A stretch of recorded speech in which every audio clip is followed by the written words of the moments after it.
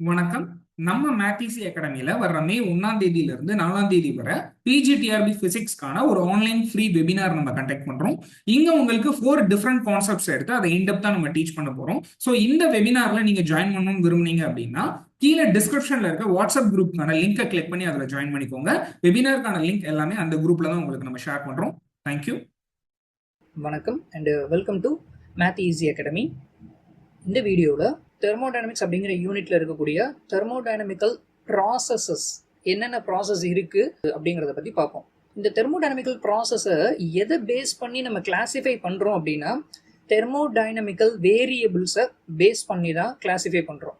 Temperature, pressure, volume, entropy இது எல்லாத்தையும் base பண்ணி தான் இந்த ப்ராசஸை நம்ம டிவைட் பண்ணுறோம். மொத்தமாக 5 விதமான ப்ராசஸஸ் இருக்குது.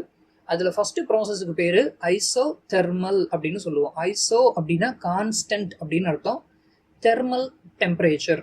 ஸோ ஐசோதெர்மல் அப்படிங்கிற ப்ராசஸில் டெம்பரேச்சர் கான்ஸ்டண்ட்டாக இருக்கும் அப்படின்னு அர்த்தம்.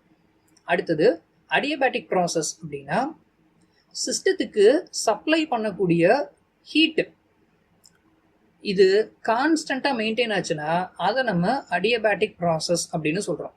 ஸோ சடனாக ஹீட் இதுக்குள்ளேயும் போகாது, சிஸ்டத்துக்கு உள்ளேயும் போகாது, அண்டு சடனாக ஹீட்டு வெளியிலையும் வராது. dq இஸ் ஈக்குவல் டு 0 அப்படிங்கிறது தான் அடியபேட்டிக் ப்ராசஸ் அப்படின்னு சொல்கிறோம். ஐசோபாரிக் அப்படின்னா பார் அப்படிங்கிறது ப்ரெஷருடைய unit. So isobaric means pressure is constant. அடுத்தது ஐசோகோரிக், வால்யூமை கான்ஸ்டண்ட்டாக மெயின்டைன் பண்ணுற ப்ராசஸுக்கு பேர் ஐசோகோரிக் அப்படின்னு சொல்கிறோம். அடுத்தது ஐசென்ட்ரோபிக் அப்படிங்கிறது it's a special case of adiabatic அப்படின்னு சொல்லலாம். அடியபேட்டிக் ப்ராசஸில் எப்படி ஹீட் சப்ளை ஆகுறது 0 அப்படின்னு சொல்லிட்டோமோ இது, அதாவது ஐசென்ட்ரோபிக் அப்படிங்கிறது அதோடைய ஒரு ஸ்பெஷல் கேஸ். என்ட்ரோபி கான்ஸ்டண்ட்டாக மெயின்டைன் ஆகக்கூடிய ப்ராசஸை ஐசென்ட்ரோபிக் அப்படின்னு சொல்கிறோம்.